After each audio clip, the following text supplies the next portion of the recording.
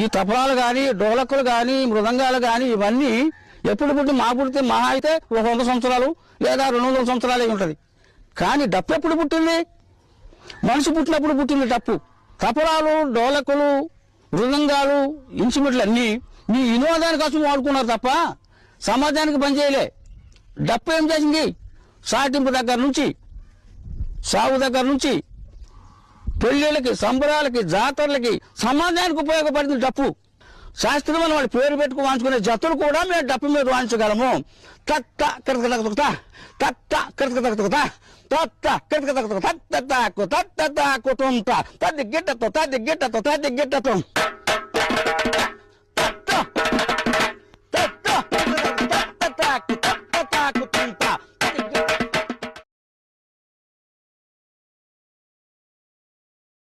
జను జనుతా జను జనుతా జను జనుతా తిరగడతా జను జనుతా తిరగడతా జను జనుతా తిరగడతా. మా కళను అశ్రార్థం చేశారు, మమ్మల్ని అంటరాని వాళ్ళుగా చేశారు. ఇదో కుట్ర.